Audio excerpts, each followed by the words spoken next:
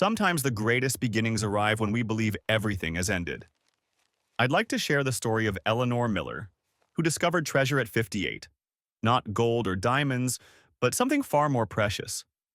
Relax, perhaps with a warm cup of tea, and let me transport you to Willow Creek, a small town where magic still happens.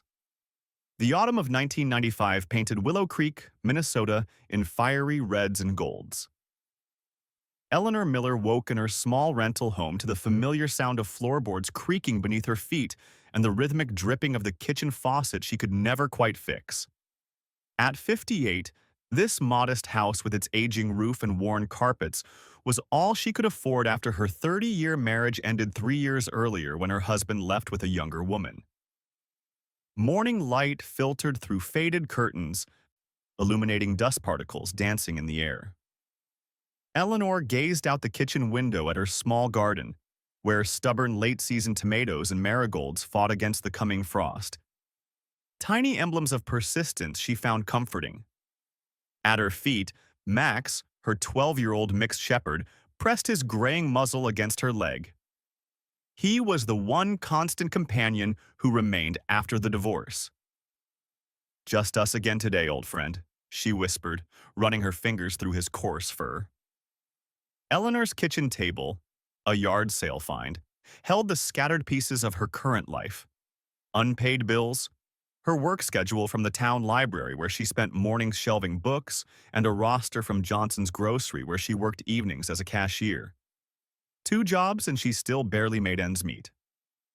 She sipped lukewarm coffee and studied her budget notebook with its careful columns of numbers that never quite balanced. The telephone rang, its shrill tone breaking the morning quiet. Eleanor flinched slightly before answering. "Mom? It's Sarah." Her daughter's voice carried the brisk efficiency of downtown Chicago, where she worked as an attorney. "I just wanted to confirm you sent the insurance papers." "Good morning to you too," Eleanor replied, trying to keep the hurt from her voice. "Yes, I mailed them yesterday." "Great. Listen, I've got a meeting in 5. We'll catch up soon, okay?" Before Eleanor could respond, the line went dead. She replaced the receiver gently, swallowing the familiar ache. Their relationship had grown strained after the divorce. Sarah blamed Eleanor for letting Dad leave and for not fighting harder during the settlement. At 32, her daughter viewed weakness as the greatest sin, and in her eyes, her mother was guilty. Eleanor sometimes wondered if age truly brought wisdom as people claimed, or just more opportunities to make mistakes. She had devoted her life to building a family, and now, at an age when she should be enjoying grandchildren, she was starting over with nothing but regrets and unpaid bills. With a sigh, she gathered her things for her morning shift at Willow Creek Public Library. The library had been her sanctuary since childhood, a place of stories and possibilities. Now, it provided minimum wage and a reason to get dressed each morning. While reshelving books in the periodical section that afternoon, Eleanor noticed the local newspaper left open on a reading table. A small notice in the classifieds caught her eye. "Property for sale. Old Hartwell barn and surrounding acreage. Minimum bid due to unpaid taxes. Contact county clerk's office for details." The Hartwell property. Eleanor's heart quickened unexpectedly. The old barn sat at the edge of town where fields gave way to unclaimed land. Most considered it an eyesore, but for Eleanor it stirred forgotten memories. As a child, she'd played near that barn, pretending it was a castle. She remembered old Mr. Hartwell, with his bushy eyebrows and gentle smile, letting neighborhood children explore the property's edges. "This place holds more wonders than you can imagine, little one," he'd once told her. The family had moved away sometime in the 1960s, and the property had passed through various owners before falling into neglect. Something about the notice pulled at Eleanor with surprising force. She couldn't explain the sudden certainty that she needed to see the barn again. It was the first genuine desire she'd felt in years. That evening after work, Eleanor drove her rusted Ford Taurus down the winding dirt road leading to the Hartwell property. autumn twilight cast long shadows across overgrown fields as she parked and stepped out, Max bounding ahead through the tall grass. The barn loomed against the darkening sky like a wounded giant. Its weathered boards had grayed with age, the roof sagged dangerously in places, and weeds climbed the walls like green fire. To most passers-by, it represented nothing but decay. Yet as Eleanor stood there, something stirred inside her, a feeling of connection she couldn't explain. In the broken beams, she imagined shelter. In the cracked foundation, she sensed roots. In the hollow echo of the place, she heard possibility. "Well, well, Eleanor Miller." The voice startled her. Victor Preston, president of First Willow Bank and her ex-husband's golf partner, stood watching her from the edge of the property. Three men in expensive suits stood behind him, surveying the land with calculating eyes. "Victor," she nodded, suddenly conscious of her worn jeans and thrift store sweater. "Surely you're not interested in this eyesore?" His tone was polite but dismissive. "My investment group has plans to develop this area into a shopping center. The county will be approving our bid next week. The barn will be demolished within a month." Eleanor felt the familiar shrinking sensation she'd experienced throughout her marriage and divorce. The feeling of being overlooked, dismissed. These men had known her for decades, yet had never truly seen her. Max sensed her discomfort and moved closer, a low growl rumbling in his chest. "Easy, boy," she soothed, but appreciated his loyalty. To Preston, she simply replied, "I was just looking." "Well, look all you want. Progress is coming to Willow Creek, with or without the approval of—" He paused, gesturing vaguely in her direction. "Sentimentalists." After they departed, Eleanor walked the perimeter of the barn, touching the rough wood, peering through cracks at the cavernous space inside. By the time she returned to her car, darkness had fallen. But something had awakened within her, a quiet defiance she'd thought long extinguished. That night, Eleanor sat at her kitchen table with her meager savings book and a small wooden box she rarely opened. Inside lay her grandmother's gold pocket watch, her only family heirloom, the one thing she'd managed to keep through the divorce. She'd been saving it for Sarah. She traced the delicate engraving with her fingertip, remembering her grandmother's words. "Sometimes courage looks like foolishness to those without vision."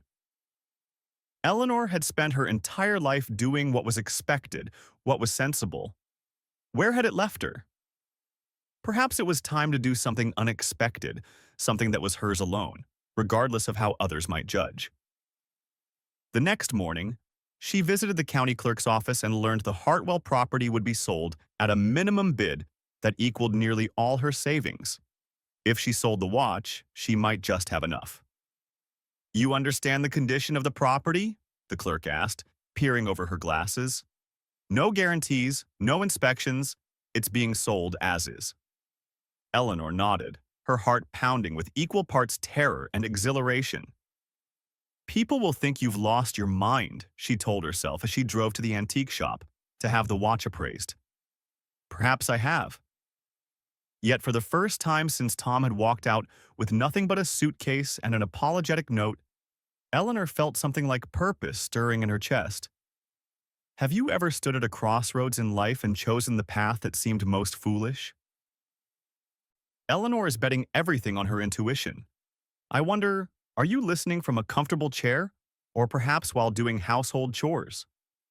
Wherever you are, stay with me, because Eleanor is about to discover that this old barn holds more secrets than she could have imagined. A fog-shrouded autumn morning found Eleanor clutching her telephone, hardly believing the words she'd just heard. Her bid for the Hartwell property, the only bid submitted, had been accepted. A mixture of elation and panic swept through her as she hung up. What had she done? The signing took place at the county courthouse, a stern brick building that had witnessed generations of Willow Creek's legal transactions. Eleanor felt conspicuous in her best dress, a navy blue number she saved for special occasions, as she signed the papers with trembling hands. Victor Preston appeared just as she was leaving, his expression darkening when he saw the property deed in her hands. "You've made a serious mistake, Eleanor," he said, his voice low. "That place is nothing but a liability." "Perhaps," she replied, surprising herself with her steady voice. "But it's my mistake to make." That afternoon, Eleanor stood before the barn, her barn, and turned the iron key in the ancient padlock. The heavy wooden doors groaned open, releasing the scent of dust, old hay, and forgotten things. Shafts of light spilled through gaps in the roof, illuminating floating dust motes like constellations. The interior stretched before her, cavernous, shadowed, and filled with decades of debris. Broken farm equipment lay scattered across the warped floorboards. Rotting crates were stacked haphazardly in corners. The hayloft above sagged dangerously, its ladder missing several rungs. Yet beneath the decay, Eleanor sensed something solid, something enduring. The barn's massive oak beams had been hewn by hand nearly a century ago, built to withstand generations of prairie storms. "What do you think, Max?" she asked the dog, who was cautiously sniffing the perimeter. "Did I just waste everything on a pile of splinters?" Her question was answered by a sudden commotion outside. Martha Green, owner of the town's bakery and a widow of 15 years, stood in the doorway carrying a basket. "Well, you've done it now," Martha announced, stepping inside. "The whole town's talking. I brought sandwiches and coffee. Figured you might need sustenance while facing your madness." Eleanor laughed, grateful for the unexpected kindness. Martha, with her silver hair and no-nonsense demeanor, had always nodded politely in passing, but they'd never been close. "Victor Preston's nose is thoroughly out of joint," Martha continued, setting down the basket. "His development plans were all but approved when you snatched this place from under him." "I had no idea," Eleanor admitted. "I just felt drawn to it." Martha surveyed the space with appraising eyes. The Hartwells were odd folk. Joseph Hartwell kept to himself mostly, especially after his wife passed. People said he was obsessed with collecting things, though nobody knew exactly what. Died in the 60s, I believe. As they shared lunch on an overturned crate, a truck rumbled up the drive. Robert "Bobby" Gaines, the town's retired handyman and a childhood acquaintance of Eleanor's, climbed out carrying a toolbox. "Heard you bought yourself a disaster, Ellie," he called, using her childhood nickname that no one had spoken in decades. His weathered face crinkled into a smile beneath a cap that had seen better days. "Thought you might need some help assessing the damage." Over the following weeks, Eleanor threw herself into clearing the barn. She spent every free moment hauling debris, sweeping decades of dust, and learning the skeleton of her new possession. Bobby appeared regularly, replacing rotted boards and reinforcing beams that threatened collapse. Martha sometimes brought lunch, staying to help sort through crates of abandoned farm tools. The work was exhausting, but strangely satisfying. Each evening, Eleanor returned home with aching muscles and splintered hands, but also with a growing sense of accomplishment. For the first time in years, she was building something rather than merely surviving. Town gossip flourished. Some speculated she'd had a mental breakdown after the divorce. Others whispered that Bobby's frequent presence indicated a late-life romance. Eleanor found she cared less about these rumors than she would have expected. Sarah called one evening, her voice tight with disbelief. "You sold Grandma's watch to buy a condemned building? Mom, have you completely lost your mind?" "The building isn't condemned," Eleanor replied calmly. "And yes, I sold the watch. I was saving it for you, but this was important to me. That watch was a family heirloom. It should have been mine to decide what happened to it." The accusation stung, but something had changed in Eleanor. 3 months ago, she would have apologized, would have agreed that she'd made a terrible mistake. Instead, she took a deep breath. I spent 30 years making choices based on what everyone else wanted, she said quietly. I'm 58 years old, Sarah. This is my time to choose for myself. The barn is mine, not your father's, not yours. And I won't apologize for wanting something that's truly mine. The silence that followed was electric. Finally, Sarah spoke, her voice cold.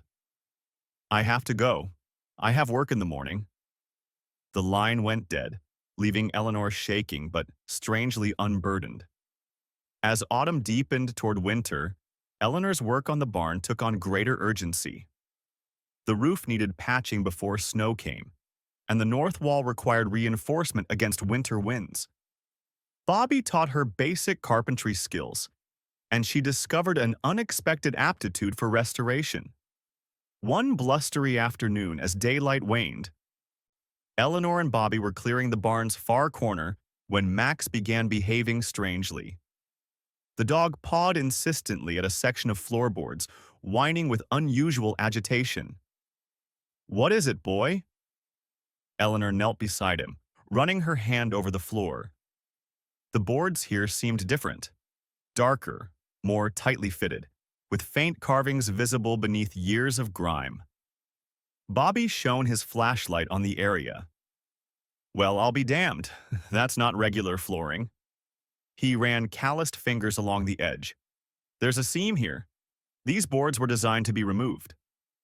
They worked carefully, prying up the edges until they revealed an iron ring attached to what was undeniably a trapdoor. A heavy padlock, corroded but still intact, secured it closed. I've heard stories about old farms having root cellars or storm shelters, Bobby mused. But this seems different somehow. Eleanor felt a strange certainty, as though she'd been moving toward this discovery her entire life. The Hartwells were collectors, Martha said. Perhaps this is where they kept their treasures? Bobby looked troubled. Old Joseph Hartwell had quite a reputation. Some said he was involved in rum running during Prohibition. Others thought he was just eccentric. Either way, Eleanor, there could be anything down there, or nothing at all. There's only one way to find out, she replied. Before they could investigate further, the sound of tires on gravel announced a visitor. Victor Preston's luxury sedan pulled up outside, and Eleanor felt a prickle of unease. Preston didn't bother with pleasantries. I've come with a final offer, Eleanor. Double what you paid for this property. You'll walk away with a tidy profit and none of the headaches. I'm not interested in selling, Victor. His cordial mask slipped. This town needs progress, not people clinging to the past. That shopping center would bring jobs, revenue. The council is considering eminent domain proceedings. Don't force them to take action.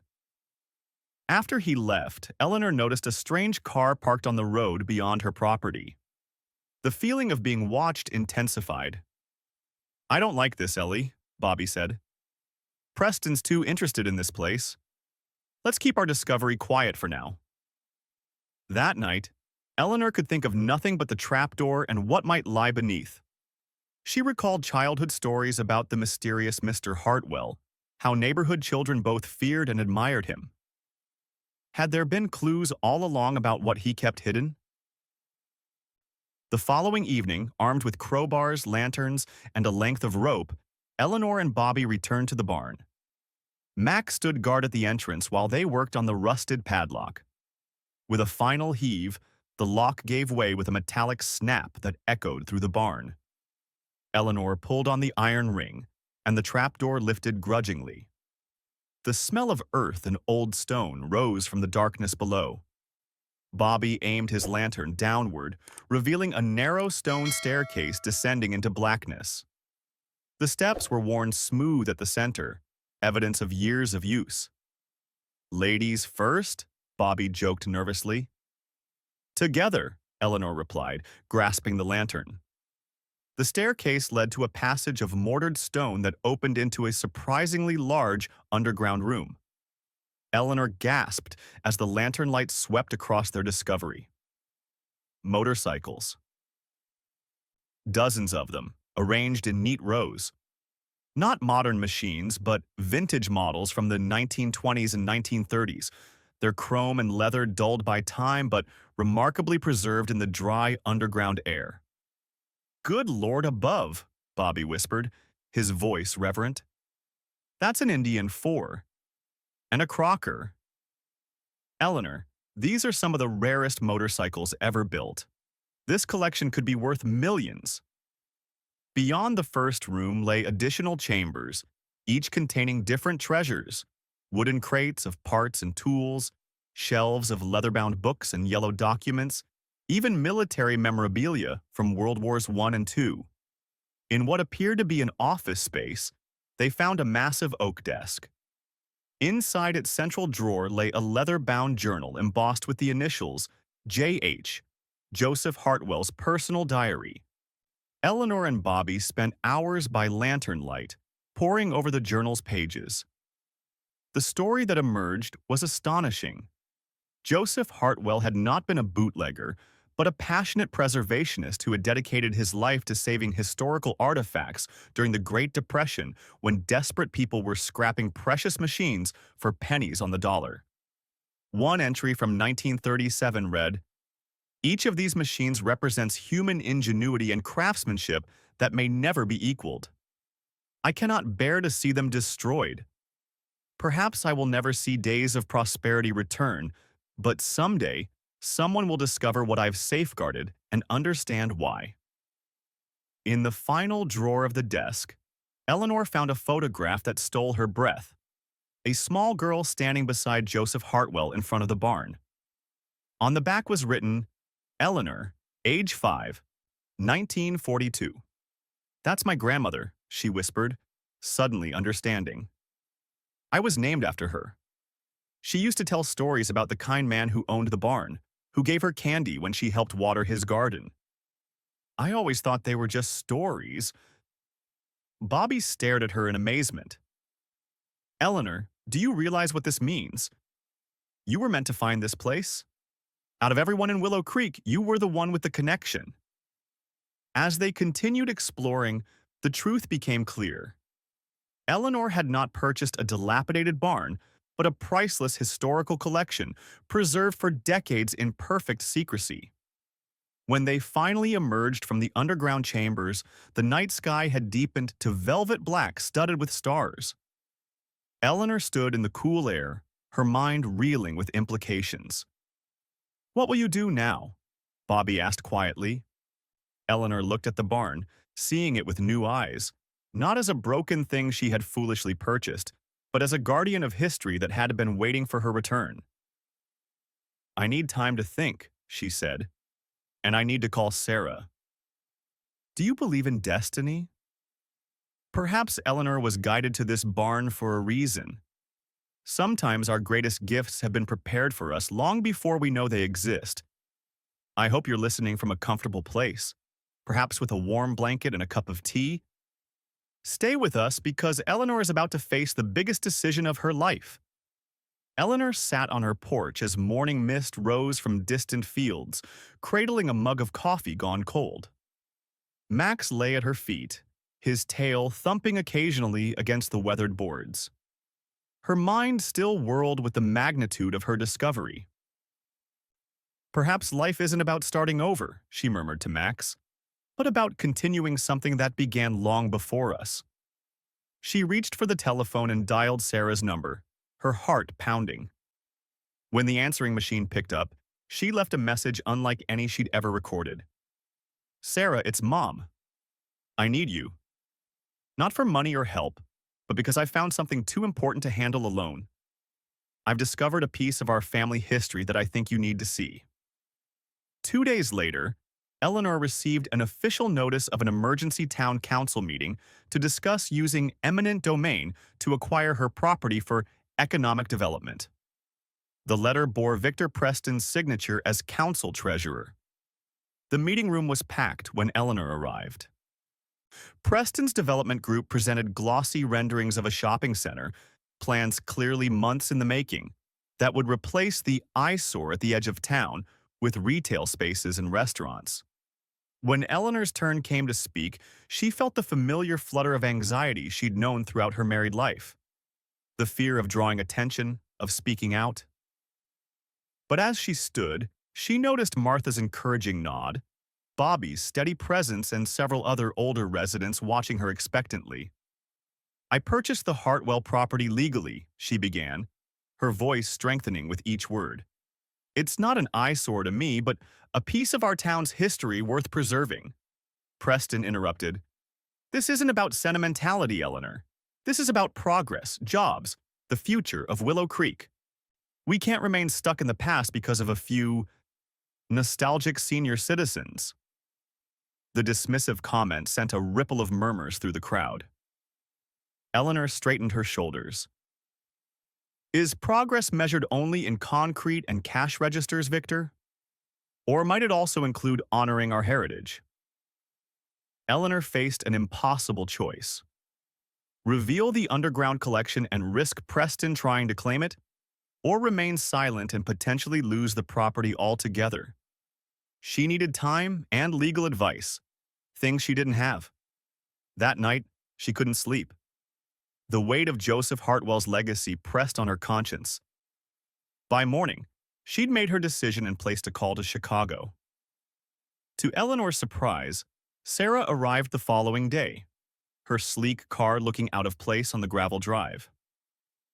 Her daughter emerged with the cautious expression of someone humoring a relative they feared had lost touch with reality. "This better be important, Mom. I rescheduled 2 client meetings to be here." Without a word, Eleanor led her to the barn and showed her the trap door. As they descended into the underground chambers, Sarah's skepticism transformed into astonishment. "Mom," she whispered, running her fingers over a 1936 Harley-Davidson. This is a national treasure. You haven't just bought a barn. You've purchased a time capsule." Together they read more of Joseph Hartwell's journals, discovering that Eleanor's grandmother had indeed helped maintain the collection as a child, polishing chrome and oiling leather under Hartwell's patient guidance. Sarah looked at her mother with new eyes. "I always thought you were too passive, too willing to let life happen to you. I was afraid of becoming like you, a woman defined by the husband who abandoned her." Eleanor touched her daughter's hand. "It took me years to learn how to define myself beyond being a wife. It's not weakness to reinvent yourself at my age. It's strength." Sarah embraced her mother, tears welling in her eyes. "Dad left both of us. I'm sorry I blamed you." With Sarah's legal expertise, Eleanor contacted the American Historic Motorcycle Preservation Association, who sent experts to authenticate the collection. Their verdict confirmed what Bobby had suspected. This was one of the largest, most intact vintage motorcycle collections ever discovered, worth millions and of immense historical significance. Eleanor organized a small press conference, announcing her intention to preserve the barn and convert it into a local museum. The story attracted national attention, bringing Willow Creek into the spotlight. Faced with public pressure, the town council withdrew the eminent domain proposal, though Preston remained bitter. "You really think you can run a museum?" he challenged. "With what expertise?" The night before, signing the official papers to establish the Hartwell Collection Foundation, a fierce autumn storm descended on Willow Creek. Eleanor woke to Max's frantic barking and the sound of rain hammering against the roof. Through her window, she spotted moving lights in the barn. Calling Bobby, she threw on her raincoat and rushed to investigate. They arrived to find Preston and another man attempting to move one of the most valuable motorcycles toward a waiting truck. "This should have been the town's asset, not yours," Preston snarled when confronted. Before Eleanor could respond, lightning struck a nearby tree. A window shattered, and sparks ignited dry hay inside the barn. Within moments, flames began spreading across the floor. Preston and his accomplice fled into the storm while Eleanor faced an agonizing choice: pursue them or save what she could of the collection. She chose the legacy, Working frantically with Bobby and Max, Eleanor moved motorcycles and documents from the underground chambers as the fire spread above. Rain poured through the roof, turning the ground to mud and making their work treacherous. As Eleanor struggled to save the prized Crocker, Joseph Hartwell's favorite according to his journal, part of the roof collapsed. Bobby pulled her back just in time, suffering minor burns to his arm in the process. Standing in the rain, watching flames consume parts of the barn, Eleanor felt strangely calm. Instead of despair, she felt a peculiar sense of release, laughing through tears. Sometimes things need to fall apart before we can rebuild them. Preston was arrested trying to flee town, his greed exposed. Under questioning, he admitted he'd known about the collection from family stories passed down for generations. His grandfather had been Joseph Hartwell's rival, always suspecting but never confirming what lay beneath the barn. 3 months later, restoration work began on the motorcycles in a new building, constructed on the site of the original barn, designed to resemble its predecessor but built with modern safety standards. Eleanor discovered an unexpected passion and talent for motorcycle restoration at 58, learning techniques from experts who came to help with the collection. Her motto became, "It's never too late to learn something new." Sarah opened a satellite law office in Willow Creek, specializing in historical preservation law. She spent 2 weeks each month in town, gradually rebuilding her relationship with her mother. Bobby and Eleanor developed a deeper friendship, perhaps love, though neither rushed to label it. "At our age," Bobby joked, "time is precious, but there's no need to hurry." On the opening day of the Hartwell Miller Museum, visitors from across the country came to Willow Creek to view the famous collection. Eleanor stood before the crowd, no longer the insecure woman of a year before, and shared the story of Joseph Hartwell and the miraculous connection that had brought her back to his legacy. A special corner of the museum was dedicated to Max, the official discoverer, with a comfortable cushion where the aging dog could rest and watch visitors admire the treasures he had helped unearth. Eleanor read a passage from Hartwell's journal that had inspired her. "True treasures aren't the things we possess, but the stories we preserve and pass on. Each of these machines has a story, just as each of us does."